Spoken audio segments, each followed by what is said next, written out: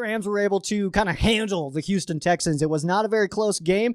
The game ended with a score of 38-22, but let's not pretend like that's as accurate as a representation of how this game was going. All 22 points of the Houston Texans came in the fourth quarter after the Rams had pulled all of their starters. To let you guys know how that fourth quarter went, John Wolford, the Wolf, he only threw 2 passes.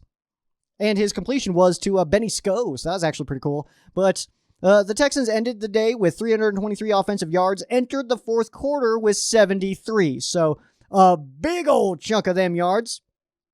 250 of them did come in the fourth quarters, which was against backups. So we stopped seeing a lot of the Rams starters, but it was a dominating day for the LA Rams, the first team unit there. Once the starters were pulled, Texans were able to kind of move the ball and start kind of getting some things going. But also, starters were pulled and play calling was not, it looked preseason out there. The Rams took the fourth quarter to like talent evaluate out there. It wasn't a whole lot going on, but we did get a recipient for our game badge, somebody who has never seen the game badge. Put it up. That's right, Ernest Jones, linebacker, rookie linebacker, led the team in tackles with 7 solo and 2 assists, had a half a sack and a pick, a big old pick for Ernest Jones. And honestly, solid run back. I was pleased with the run back for sure, man. It was a big day for the rookie linebacker. Exactly what we needed. Coming into that game, we lose Kenny Young. And like fans, I was sitting here, I was like, man, Troy Reeder played a terrible game against the Detroit Lions, played much better against the Houston Texans, so I got to give him credit there. Was able to bounce back, which I love to see. I love to see when somebody has a weak game that they come back and play really well. Similar to Greg Gaines in the 2020 season, where he started kind of weak, and it was like, dude, come on, I know you're better. And then he was able to put it together. So Ernest Jones, though, gets the game badge. First time for Ernest Jones, and I want to say this is the first rookie getting the game badge, but how could you say no? He led the team in tackles. He had the pick. Man, he's all over the place. He green dotted just for a little bit out there because Jordan Fuller typically green dots, but Jones had it for just a little bit there. I saw it every once in a while. But hey, man, Ernest Jones, happy that dude's on our squad. I'll tell you that much. Also, not a first-round pick for those curious. Let's move on here. Matthew Stafford. He just looks calm, comfortable, and confident, man. Triple C out here. And he's just looking good, man. He went 21 of 32, 305 yards, 3 tutties to 0 interceptions. Did not play in the fourth quarter. So he was on pace for, what was that, like 408, 409, something like that? And 4 touchdowns, no picks. But he didn't play in the fourth quarter at all. So, hey, it's all good, though. Puts up 300 yards in 3 quarters. If we see a 305 yard, 3 touchdown, no pick day for Matthew Stafford, it's like, all right, so Matthew Stafford was Matthew Stafford today.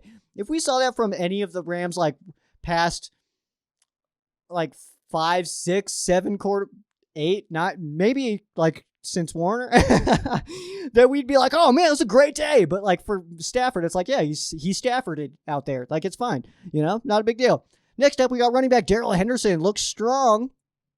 And he does appear to be getting a little bit better every single week, which I like to see. He's running a little bit more confident every single week, which I'm a big fan of. He had 14 carries for 90 yards, 1 touchdown, did not play in the fourth quarter. Almost was looking like he was going to get his first 100-yard game since early in the 2020 season.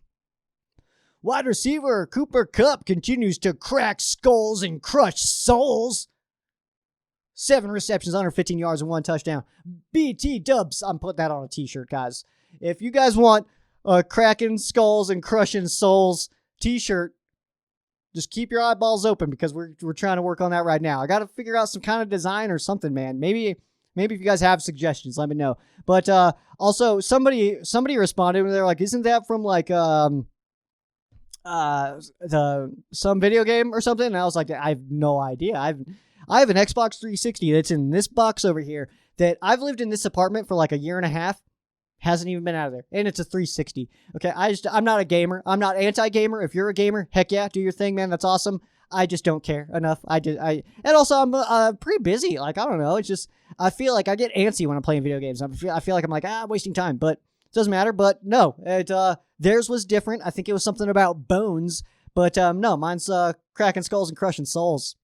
Because that's where it's at. But Cooper Kupp was doing just that. And last one here that we will highlight is going to be cornerback Dante Dion. He's bringing that energy, man. He's playing so awesome lately, too. He's playing some really, really good football. Had 7 total tackles and that sideline pick that I wish would have counted because that was so crispy. Oh my gosh. Like when it happened, it was like, oh, he didn't catch that. And then you see the replay and we were like, wow, like we were losing our minds. It was awesome, man. It was so much fun.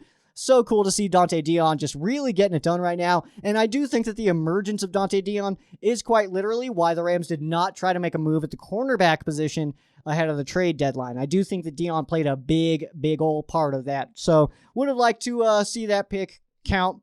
We would have seen it on repeat all week long. We would have seen it on a bunch of stuff. It would have been on them highlights and stuff like that. And like Sean McVay said, like in the building, it kind of counts because like they know what happened. And it was like an Ernest Jones hand to the face that got it called back, unfortunately. So, I mean, it happens.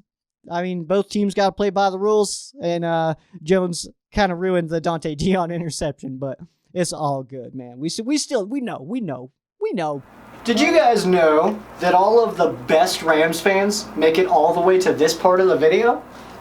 I bet you did, because you're one of those. So you already knew that. But if you guys have not already, on this side over here is going to be the button to subscribe. And I definitely think you guys should do that. But if you liked this clip, which if you made it to this point, I imagine that you did at least a little bit, the full podcast is going to be right on this side here. So make sure you guys subscribe. Watch the full podcast. Peace! Go Rams!